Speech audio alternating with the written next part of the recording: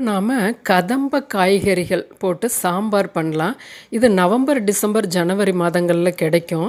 எல்லா காய்களும் ஒட்டுமொத்தமா நம்மளுக்கு கிடைக்கக்கூடியது. இது இயற்கைக்கு ஒரு நன்றி சொல்வோம். இதை விளைய வைக்கிற விவசாயிகளுக்கு ஒரு ராயல் சல்யூட் வைப்போம்.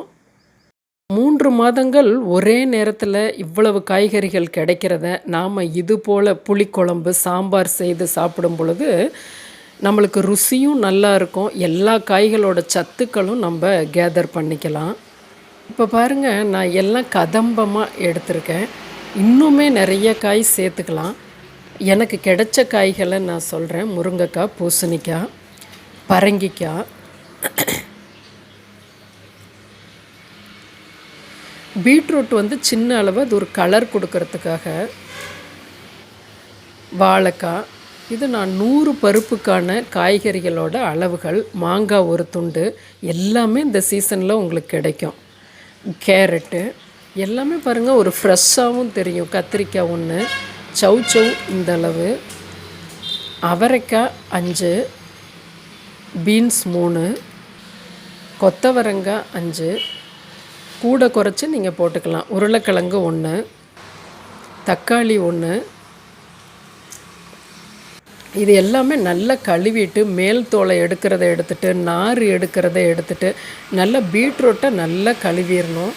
இந்த பூசணிக்காயில் இருக்க அந்த மேலே சதைப்பற்ற கண்டிப்பாக எடுத்துடணும். நல்ல முத்தின காய் அடிபாகத்தை தான் போடணும். பீட்ரூட்டை நல்லா கழுவி போட்டேன். மற்ற காய்களெல்லாம் இந்த அளவுக்கு துண்டங்கள் போட்டு பாருங்கள், ஒரு கிண்ணம் ஃபுல்லாக இருக்குது.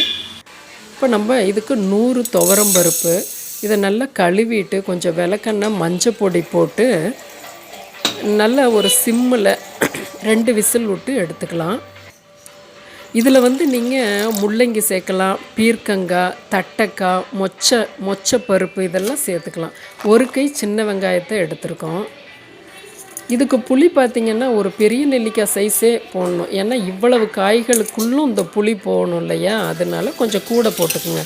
பருப்பு வெந்து வந்துருச்சு, எடுத்துக்கலாம். லைட்டாக கரண்டியில் மட்டும் மசிச்சு விடுங்க. இப்போ அந்த குக்கரில் காய்கள் எல்லாத்தையுமே ஒன்றா போட்டு, அந்த ஒரு கைப்பிடி சின்ன வெங்காயத்தையும் போட்டு, இதுக்கு தேவையான கல் உப்பு, ஒரு 1/4 டம்ளர் தண்ணி போட்டு 80% ஃப்ளேமில் ஒரு விசில் விட்டு எடுங்க. அருமையாக வெந்துடும். அதாவது வேகாமையும் இருக்காது, குழஞ்சும் போகாது. 80% ஃப்ளேமு, ஒரு விசில்.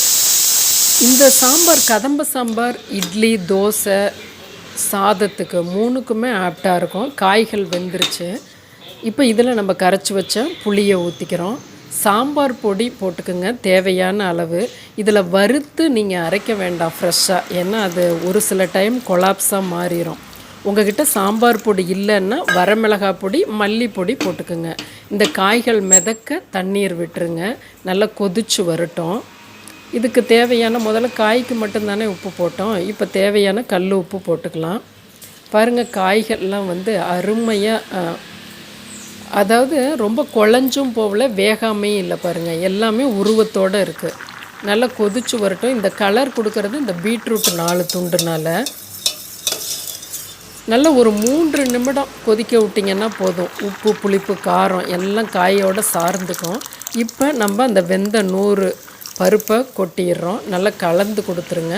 இப்போ பக்கத்தில் ஒரு சிறு தாளிப்பு போட்டுக்கலாம். நல்லெண்ணெய் 2 டீஸ்பூன் விட்டுருக்கேன். எண்ணெய் கூட கம்மி தான் பாருங்களேன். சின்ன வெங்காயம் 4 வெங்காயம் பொடி பொடியாக அரிஞ்சிருக்கேன். வரமிளகாய், பச்சை கருவேப்பிலை, இதெல்லாமே நல்லா ஃப்ரை பண்ணி அந்த கொதிச்சிக்கிட்டு இருக்க சாம்பாரில் கொட்டிடுங்க. ஒரு 1/2 டீஸ்பூனுக்கும் கம்மியாக நெய் விடுங்க. பாருங்கள், இந்த கன்சிஸ்டன்சி இப்படி இருக்குது. ஆனால் ஒரு 1/2 மணி நேரத்தில் இன்னும் கொஞ்சம் கெட்டி கொடுத்துக்கும். அதனால் இந்த கன்சிஸ்டன்சிலே நீங்கள் இறக்கி வச்சிடலாம். இதே மாதிரியே தான் எல்லா காய்களும் போட்டு காரக்குழம்பும் செய்யலாம். அதை நான் நேரம் இருந்ததுன்னா உங்களுக்கு நான் அதையுமே அப்லோடு பண்ணுறேன். இட்லி, தோசை, சாதம் 3க்குமே அருமையாக இருக்கும். சப்பாத்திக்கு கூட நல்லாயிருக்கும். நல்லா பாருங்கள், ஒரு க்ரீமியாக இருக்கும். பாருங்கள், சாம்பாரே ரொம்ப முன்னாடி பார்த்ததுக்கு இப்போ பாருங்களேன்.